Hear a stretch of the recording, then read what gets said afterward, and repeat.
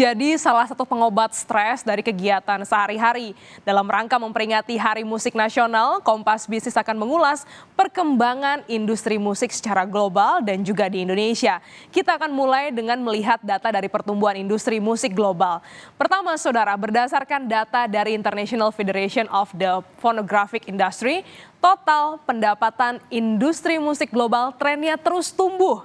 Nah, kita lihat angkanya, saudara, di tahun 2020 ini sebesar 21,9 miliar dolar. Nah, ini naik ya menjadi 25,9 miliar dolar di tahun 2021.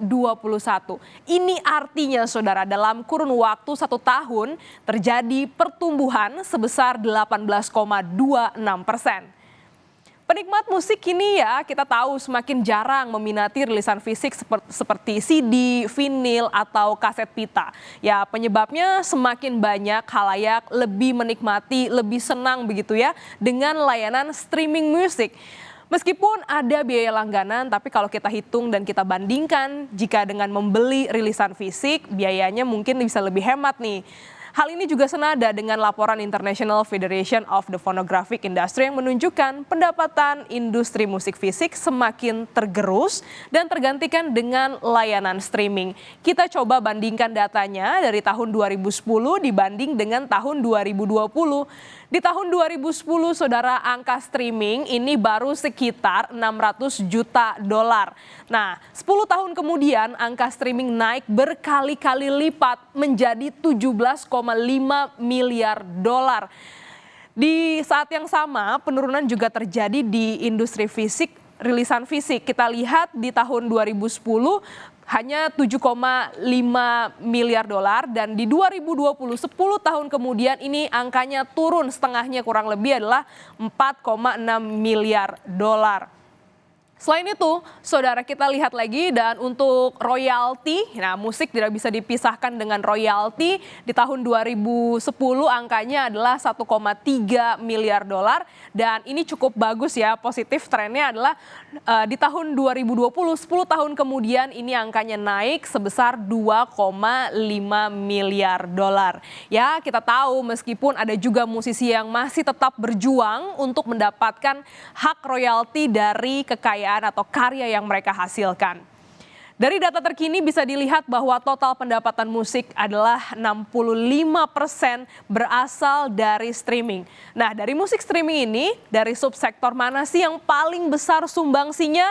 Ini dia datanya untuk Anda, saudara, cukup menarik. Yang paling besar ternyata berasal dari streaming berlangganan ya, di warna pink ini sekitar 47,3%. Ini artinya para pendengar harus membayar biaya bulanan untuk bisa menikmati musik. Selanjutnya, saudara, ada juga yang streaming beriklan begitu ya. 17,7%. Kemudian pendapatan industri musik ini berasal dari rilisan fisik. Rilisan fisik kita lihat ada di angka 19,2%. Ini termasuk yang namanya kaset pita, CD ya. Vinil tadi itu termasuk dalam rilisan fisik.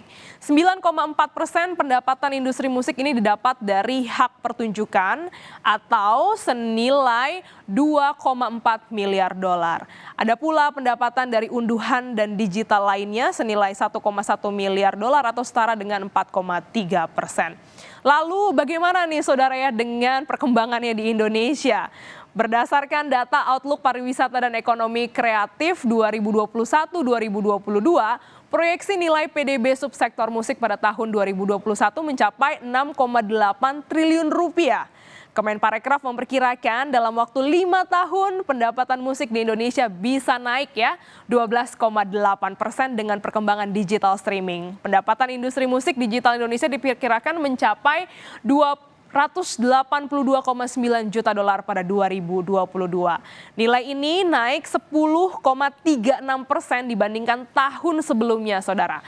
Namun sayangnya masih banyak pencipta lagu ataupun juga musisi yang belum mendapatkan haknya secara layak, terutama soal royalti. Semoga di Hari Musik Nasional tahun ini, Indonesia semakin banyak menghasilkan musisi dengan karya yang ciamik dan juga bisa dikenal di dunia. Dan juga pencinta musik yang semakin mencintai karya para musisinya. Dan saudara, kita tinggalkan informasi terkait Hari Musik Nasional. Selanjutnya usai jeda,